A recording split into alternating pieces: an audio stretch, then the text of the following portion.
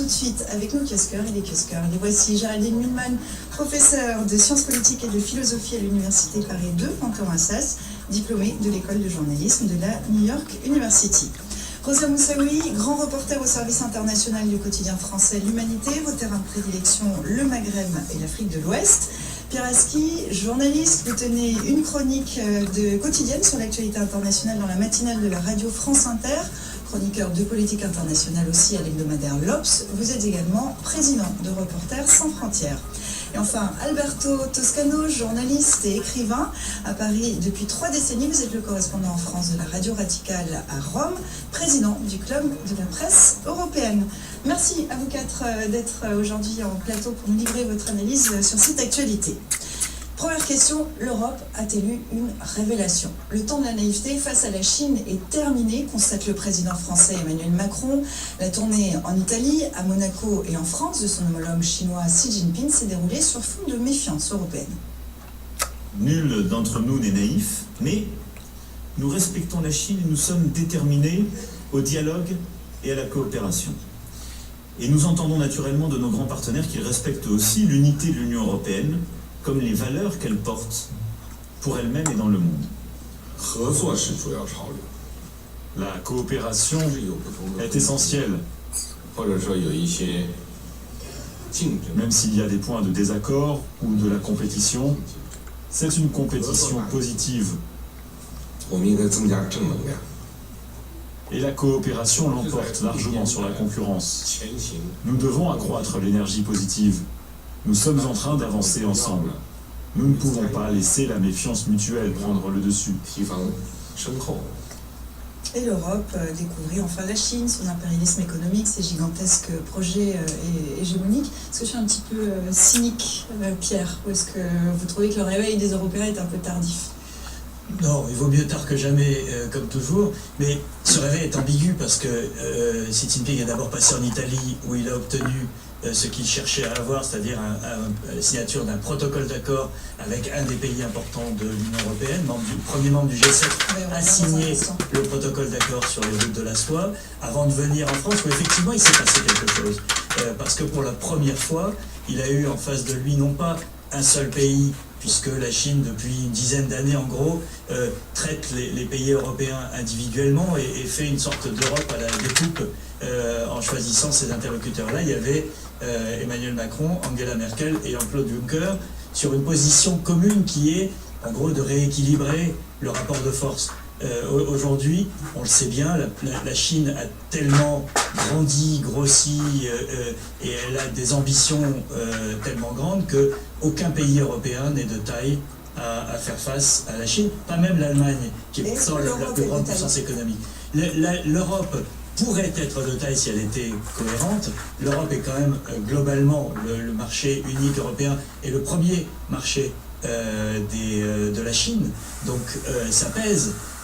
L'Europe a encore de beaux restes à tout point de vue, y compris technologique, qui intéresse la Chine, et surtout l'Europe est un moyen de rééquilibrer le monde au moment où les relations avec les États-Unis sont au plus mal pour la Chine avec cette guerre commerciale démarrée par Donald Trump. Donc il y a toutes les raisons pour que les deux s'entendent, et la voie étroite sur laquelle essaye de s'engouffrer Emmanuel Macron, c'est de dire nous ne voulons pas de la guerre froide que veut déclencher Donald Trump, et nous ne voulons pas non plus de l'abandon de toute prétention ou toute valeur comme le veulent les Chinois. Géraldine, la position de l'Europe qui est quand même un peu délicate? Oui, je suis un peu plus sévère. L'Europe a quand même un talent extraordinaire pour se diviser à peu près sur tous les sujets importants du monde. Et la Chine en fait partie. C'est-à-dire que les Chinois, ils ont, Pierre Aski a très bien expliqué la chose, ils vont en Italie, mais ils vont aussi, leur terrain de jeu favori, c'est évidemment l'Europe de l'Est, où ils signent des accords avec des protocoles variables. En vérité, ils contournent en permanence l'Union européenne comme telle. Moi, je n'ai pas l'impression que cette rencontre avec M. Juncker, Mme Merkel ait changé fondamentalement la donne. Je suis d'accord qu'en affichage, c'est très bien. Il va à Paris, il se retrouve avec, pour le coup... En tout cas, il y a une dimension politique. Alors oui, mais la vérité, c'est que... Et c'est très très grave pour la raison suivante.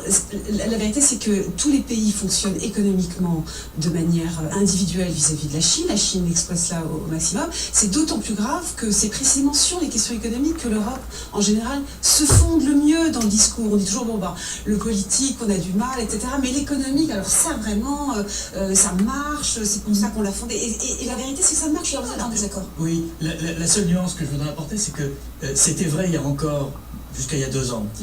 Il s'est passé une chose, c'est l'Allemagne. Une société chinoise a racheté à travers des prête-noms le fleuron allemand de la robotique, KUKA. Et ça a provoqué une prise de conscience en Allemagne que l'Allemagne avait été, comme pour employer le mot de Macron, naïve par rapport à la Chine. Et je pense que le fait que Merkel soit venue, c'est aussi la fin de cette concurrence intra-européenne par rapport à la Chine. Et au même moment, il y a eu ce document fait par la Commission, 10 recommandations sur la manière de traiter avec la Chine. C'est sans précédent dans l'histoire européenne. Donc voilà, je suis d'accord que... Mais la Chine peut-être... Il y a un contraste à souligner entre une stratégie chinoise très décidée, très déterminée et cohérente, et effectivement les Européens extrêmement divisés. En même temps, je voudrais relativiser pour l'instant 60% des entreprises du continent qui sont détenues par des firmes étrangères ne sont pas des firmes nord-américaines. Les Chinois à côté pèsent encore très peu, 3% peut-être en comptant Hong Kong. Et en même temps, comme il s'agit de secteurs stratégiques comme la construction aéronautique, ça peut susciter des inquiétudes. En même temps, l'Europe, elle est aujourd'hui sur un déficit commercial vis-à-vis de la Chine qui flirte les 180 milliards d'euros. Et on voit bien que, effectivement, en dépit du discours sur une unité européenne face à au déploiement de cette stratégie chinoise, on n'a pas de réponse commune. On le voit avec le mémorandum italien, mais on pourrait citer la Grèce aussi, qui a privatisé le port du Vous rentrez justement de Grèce, vous, le premier cheval de Troie, parce qu'on va s'intéresser à l'Italie, on parle de division des Européens, mais vous rentrez de Grèce, le premier cheval de Troie en Europe, ça a été le port du Pirée. Oui, 2009 déjà, les négociations pour céder le terminal à containers, les 2 terminaux à containers du port du Pirée, remontent à 2009. Et cette compagnie chinoise, aujourd'hui, a le contrôle de l'ensemble du port, qui est un des plus grands ports européens. Et c'est une véritable porte d'entrée, une espèce de hub dans ces nouvelles routes de la soie qui se développent. Pas forcément au bénéfice d'Athènes. Le port a été cédé pour, je crois, 350 millions d'euros sur une concession de 40 ans. Il aurait probablement rapporté davantage à l'État grec si l'État grec en avait gardé le contrôle. Et donc cette semaine, cet accord qui est signé avec l'Italie, votre pays d'origine, l'Italie s'est vendue à la Chine, vous le percevez comme ça, vous comme... L'Italie s'est vendue à la Chine, si la France s'est vendue à la Chine, si l'Allemagne s'est vendue à la Chine. Ils font la même chose. Donc, si un se vend, les autres aussi. Je suis un peu étonné. L'Italie, elle est un peu plus loin quand même cette semaine que la France. Je suis un peu étonné que mon ami Zelensky dise que les Chinois ont obtenu en Italie ce qu'ils voulaient, parce que c'est pas vrai.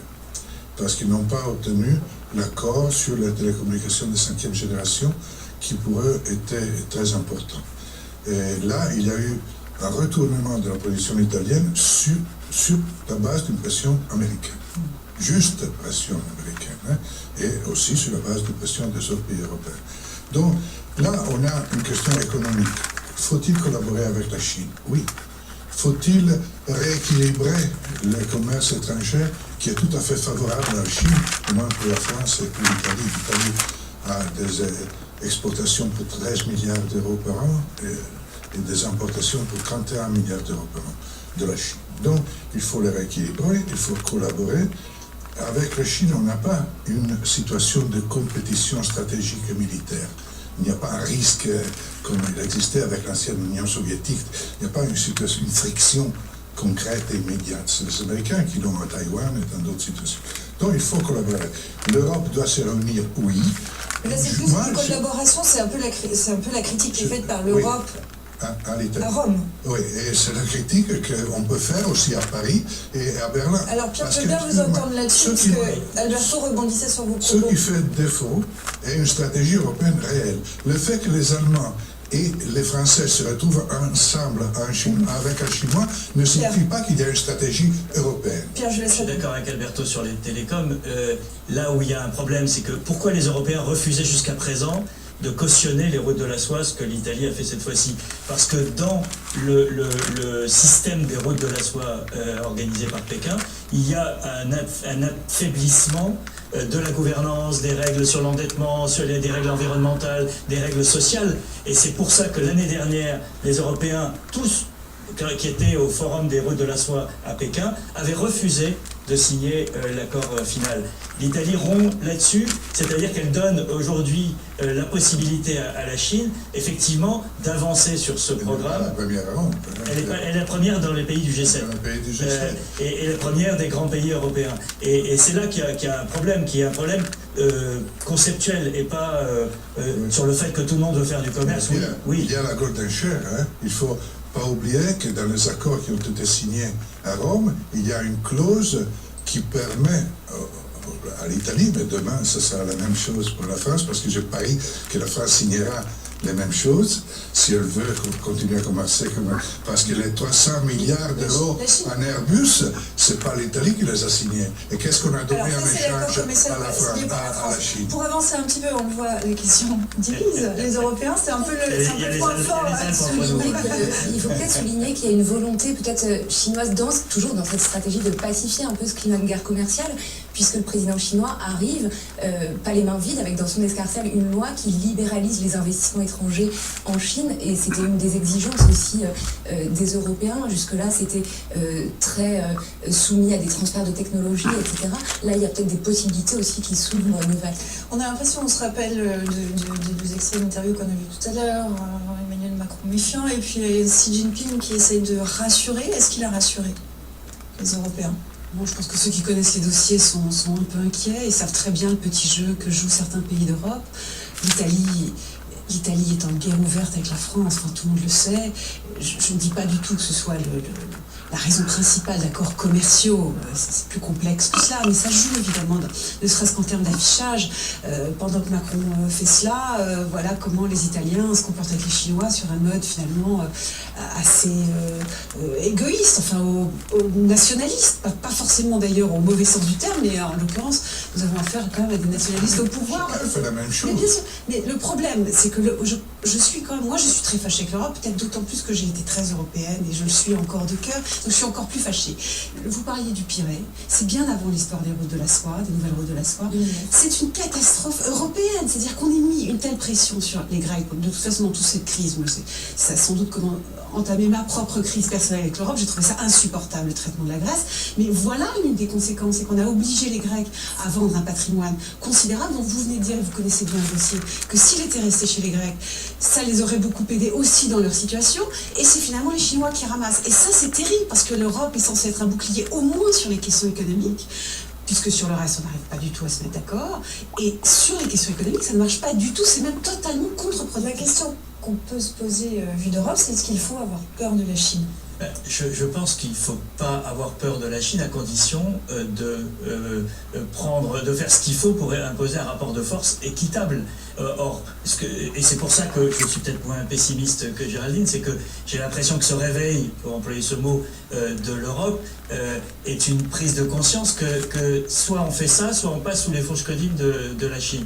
La Chine, elle joue son jeu, mais c'est une puissance qui sait aussi tenir compte des rapports de force. La Chine, elle a besoin d'équilibres mondiaux pour faire du commerce, pour faire ses investissements.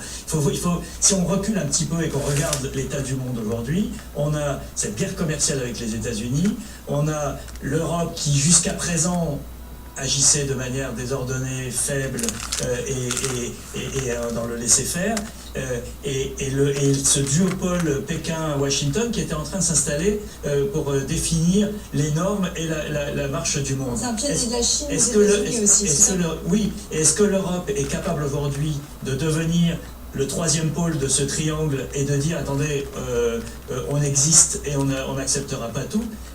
Je pense qu'on peut être relativement pessimiste parce que l'Europe au cours des 10 dernières années a montré qu'elle n'était pas à ce rendez-vous, mais on ne peut pas non plus exclure totalement qu'une partie de l'Europe, je pense, retrouve cette cohérence. Et à ce moment-là, je pense qu'on peut non pas imposer des choses à la Chine, mais en tout cas négocier des choses plus raisonnables et faire que... Moi, ça ne me dérange pas que les Chinois possèdent le port du Pirée. Le port du Pirée est aujourd'hui 50 milliards de fois plus productif qu'il ne l'était quand il était géré par le gouvernement grec. Ce qui me gêne, c'est tout ce qui sous-tend la manière dont les Chinois utilisent la faiblesse européenne. Et c'est ça qu'il faut changer. C'est mettre fin à cette faiblesse européenne plus quoi que ce soit du côté Vraiment chinois. d'un mot pour conclure, vu de Chine, à coup de contrat, à coup d'échanges culturels, est-ce que Xi Jinping a fait cette semaine une démonstration de force tranquille en Europe, et vraiment pour conclure? Oui, tout à fait. Je pense que pour lui, cette visite est formidable parce qu'il a obtenu un gain politique en Italie et il a obtenu une visite harmonieuse en France malgré les petites critiques d'Emmanuel Macron. Et à Monaco, c'était un triomphe.